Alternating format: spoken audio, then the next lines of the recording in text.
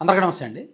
దేశవ్యాప్తంగా NEET exam paper leak అవ్వడం, ఆ తదనంతర పరిణామాల్లో నిన్న కేంద్ర విద్యాశాఖ మంత్రి ధర్మేంద్ర ప్రధాన్ గారు తన పదవికి రాజీనామా చేయడం, ఇదన్నీ కూడా మనం ఫాలో అయ్యాం. అయితే దాన్ని వైఎస్ఆర్ కాంగ్రెస్ పార్టీ వాళ్ళు ఎలా తీసుకొస్తున్నారు? ఈ రాష్ట్రంలో నారా లోకేష్ గారు కూడా రాజీనామా చేయాలి.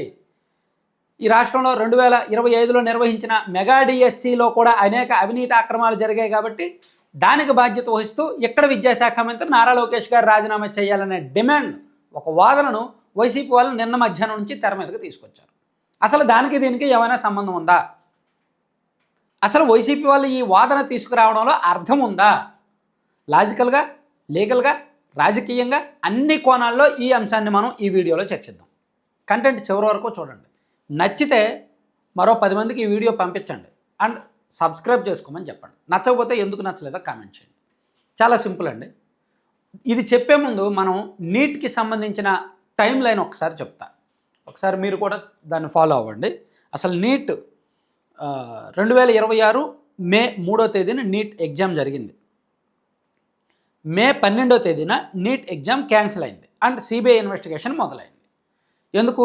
మే 3వ తేదీన నీట్ ఎగ్జామ్ జరిగిన తర్వాత ఆ నెక్స్ట్ డేనే పేపర్ లీక్ అయింది అనే వార్తలు తెర మీదకి వచ్చాయి. ప్రాథమిక ఆధారాలు కూడా బయటకు వచ్చాయి.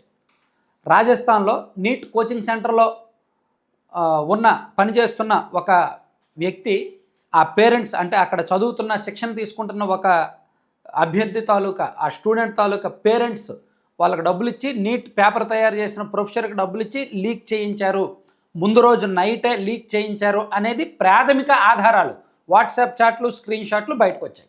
దాంతో మే 13వ తేదీన సిబిఐ ఇన్వెస్టిగేషన్ మొదలైంది అండ్ మినిస్ట్రీ ఆఫ్ ఎడ్యుకేషన్ వాళ్ళు కంప్లైంట్ ఇచ్చారు. సిబిఐ ఇన్వెస్టిగేషన్ మొదలైంది. మల్టీ స్టేట్ ఇన్వెస్టిగేషన్ కూడా జరిగిందనమాట. 13 మందిని అరెస్ట్ చేశారు. సో మే 15, 2026న ధర్మేంద్ర ప్రధాన్ గారు మీడియా ముందుకు వచ్చి క్షమాపణ చెప్పారు దేశానికి.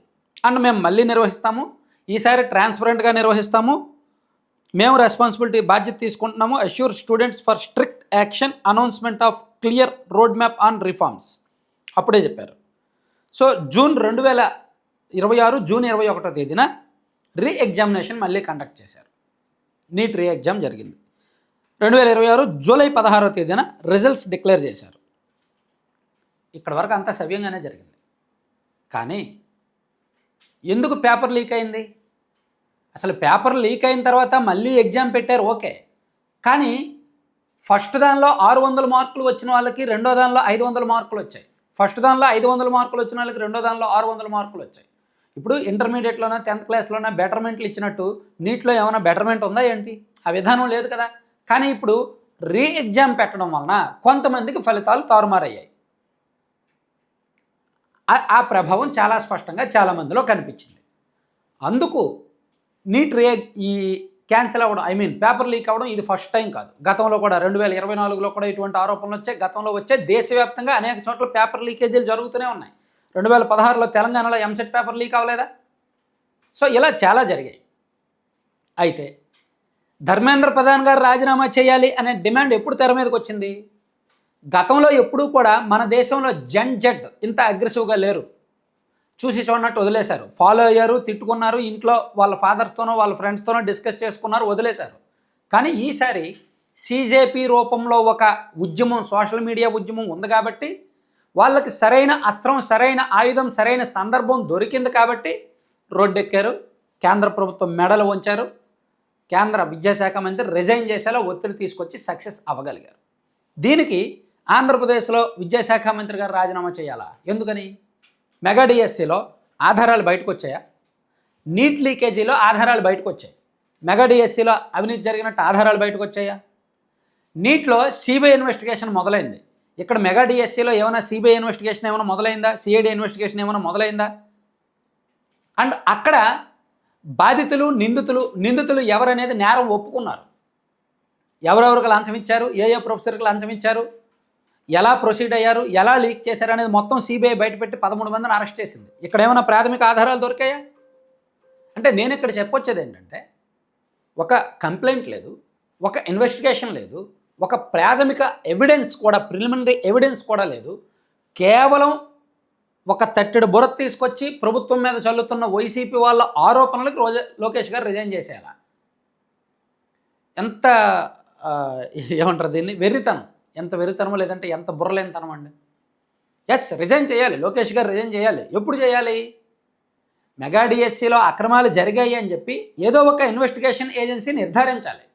మెగా డిఎస్సిలో అవినీతి జరిగింది, అక్రమాలు జరిగాయి, అర్హులకు అన్యాయం జరిగిందని చెప్పి కోర్టు ధృవీకరించాలి. మెగా డిఎస్సిలో అర్హులకు అన్యాయం జరిగింది, అవినీతి జరిగింది, అక్రమాలు జరిగాయని రాష్ట్రంలో యువత, నిజమైన యువత రోడ్డెక్కాలి, గొంతెత్తాలి. అవన్నీ జరిగిన తర్వాత అప్పుడు బాధ్యత వహిస్తూ లోకేష్ గారు రిజైన్ చేయాలి అని ఒక వాదన తీసుకురావడంలో అర్థవంతం ఉంది, అది సహేతుకం. అలా కాకుండా ఒక రాజకీయ ప్రయోజనాల కోసం ఒక కూటమి పార్టీ అధికారంలోకి వచ్చిన తర్వాత వైసీపీకి చేతనవ్వాల. 2019 నుంచి 24 వరకు వైసీపీ వాళ్ళు మెగా డిఎస్సి ఇస్తామన్నారు కానీ ఇవ్వాల, చేతనవ్వాల.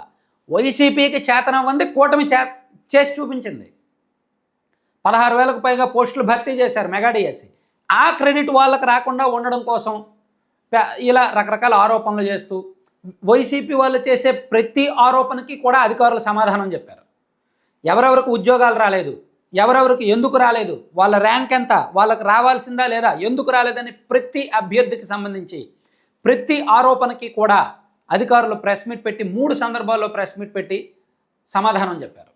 వాళ్ళ ట్రాన్స్పరెన్సీ వాళ్ళు నిరూపించుకున్నారు, వాళ్ళ అకౌంటబిలిటీ వాళ్ళు నిరూపించుకున్నారు. ప్రభుత్వం ఈ విషయంలో చాలా క్లారిటీగా ఉంది మెగా డిఎస్సి విషయంలో. అండ్ నిజంగా దాని గురించి తెలిసిన అభ్యర్థులు కూడా చాలా క్లారిటీతో ఉన్నారు. కానీ రాజకీయంగా వైసీపీ వాళ్ళు మాత్రం ఆ మెగా డిఎస్సి క్రెడిట్ కూటమికి రాకుండా ఉండడం కోసం ఏదో ఒకలాగా బురద జల్లాలి, ఏదో ఒక అవినీతి అడ్డగోలు ఆరోపణ చేయాలి. ఏముంది, వాళ్ళేగా తుడుచుకుంటారు, కొండకు వెంట్రుక, ఏం లేదు. దీనివల్ల వైసీపీ ఏం ఆశిస్తుందంటే మెగా డిఎస్సి మీద ఆరోపణలు చేయడం ద్వారా ఆ ఉద్యోగాలు రాని వాళ్ళు ఉంటారు చూసావా, ఎగ్జామ్ రాసి ఉద్యోగాలు రాని వాళ్ళు 6.5 లక్షల మంది ఉన్నారు చూసారా, అందులో 1 లక్ష మంది అయినా వైసీపీ వాదన నమ్మితే అరే వీళ్ళు మా కోసం ఫైట్ చేస్తున్నారు, నిజంగా మెగా డిఎస్సిలో అక్రమాలు జరిగాయి అని చెప్పి కొంతమంది కడుపు మంట ఉంటుంది కదా. పక్కనోడికి ఇప్పుడు ఒక కోచింగ్ సెంటర్లో 30 మంది ఉంటారు, అందులో ఒక 5గురికి వచ్చింది అనుకుందాం, 25 మందికి రాలేదు అనుకుందాం. ఆ 25 మందిలో 20 మంది బాగానే ఉంటారు, ఇంకొక 5గురో 10 మందో కడుపు మంటతో ఉంటారు.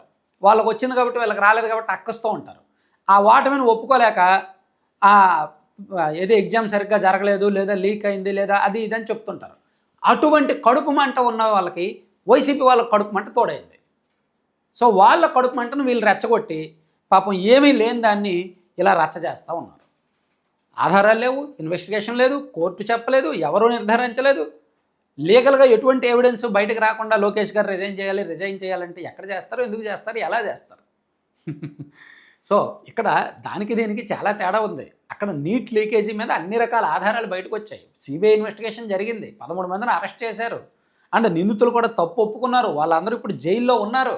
అది ఇక్కడేమీ పేపర్ లీక్ అవ్వాలి. ఓకే, మొన్న ఏపీఈపీ సెట్ పెట్టారు ఎంసెట్, అందులో పేపర్ లీక్ అయింది అనుకోండి, అప్పుడు అడగండి లోకేష్ గారు మీరు రిజైన్ చేయాలి, మీరు నిర్వహించిన ఎంసెట్ పేపర్ లీక్ అయిందని. లేదా మెగా డిఎస్సి పేపర్ లీక్ అయింది అనుకోండి, ముందే ఆధారాలు వచ్చాయనుకో, అప్పుడు అడగండి. అలా కాకుండా డిఎస్సి ఎగ్జామ్ అయిపోయి ఆ టీచర్లందరూ కొలువుల్లో చేరిన ఏడాది తర్వాత మీడియా ముందుకొచ్చి సొంత పత్రికలో వార్తలు రాసి ఆ కొంతమంది కడుపు మంట ఉన్న వాళ్ళని తీసుకొచ్చి వాళ్ళతో మాట్లాడి రాజకీయం చేయడం అనేది అవివేకం, అజ్ఞానం, మూర్ఖత్వం. అది వైసీపీ వాళ్ళలో ఈ విషయంలో ఉన్నాయేమో అనిపిస్తోంది. మీరేమంటారు అనేది కామెంట్ చేయండి.